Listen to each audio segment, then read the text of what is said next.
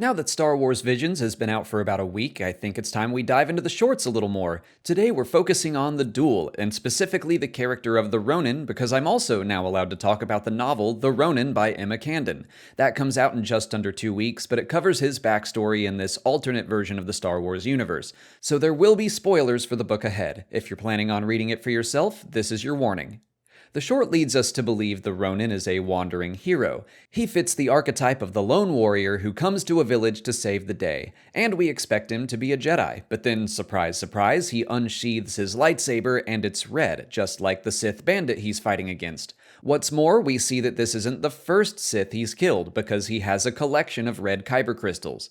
Clearly there's something interesting going on with this guy, and that's where Candon stepped in to give him some very important origins.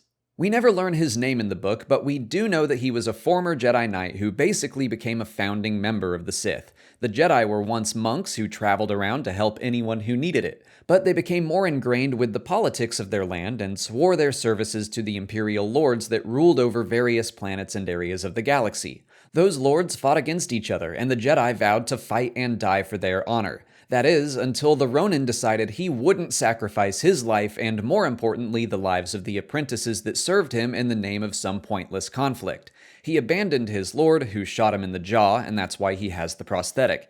He splintered away from the Jedi, took his students, and became the original Dark Lord of the Sith. Their numbers grew as they fought against the Jedi and their lords, finally taking control of the Imperial homeworld Reyzu.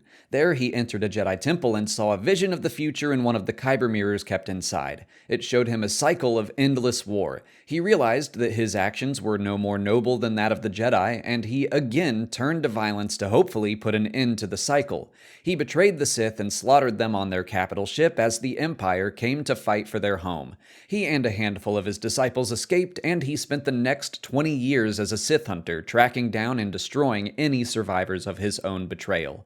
And that's where we catch up to him in the Duel as part of Star Wars Visions. Ronin's first 2 chapters cover the same story as the short, and then his story continues on for the rest of the book. But I'll save his future for another video to keep this one from being too spoilery. But I really did enjoy watching the Duel, knowing how important the Ronin was to that version of the Star Wars universe, basically serving as the very first member of the Sith Order. If you want to hear more about the novel Ronin, I'll link to my video review, which is spoiler-free. If you haven't already, please like this video, subscribe to the channel, follow us on Twitter, Instagram, and Facebook, and consider checking out our Patreon page. As always, thanks for watching, and may the Force be with you.